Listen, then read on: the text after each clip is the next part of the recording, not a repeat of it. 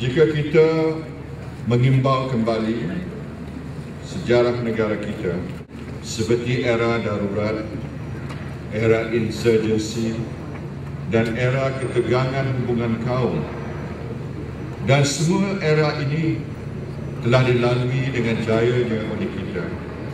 Di antaranya kerana khidmat bakti cemerlang PDRM yang anggotanya terdiri daripada pelbagai kaum.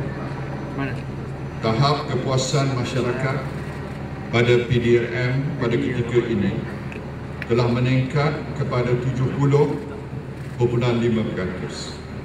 Saya berharap seluruh warga PDRM akan terus mempertingkatkan lagi prestasi masing-masing di mana sahaja, sama ada di tempat kerja, tempat kita bersiar, tempat kita membeli belah, anak-anak kita pergi ke sekolah dan sebagainya. Jamin bahawa mereka akan berada dalam keadaan yang cukup selesa dan cukup yakin. Kerana apa?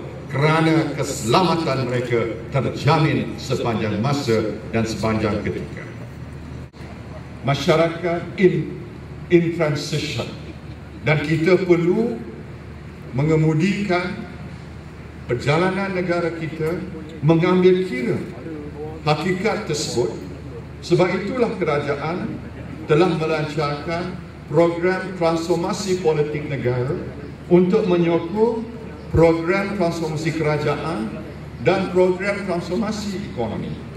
Seperti mana kita sedia maklum, dalam hal ini 3 ordinan darurat telah pun kita hapuskan, dan pada hari Isnin akan datang ini, Akta Keselamatan Dalam Negeri akan diganti dengan akta yang baru.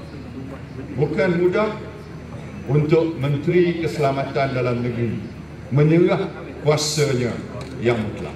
Kuasanya menahan tanpa ada hadnya. Tapi Menteri Dalam Negeri dengan rela hati menyerah kuasa ini. Kerana apa? Kerana beliau sedar bahawa kita terpaksa mengambil kira pengharapan rakyat kepada kerajaan. Dan inilah satu pembaharuan yang amat besar artinya kepada kita.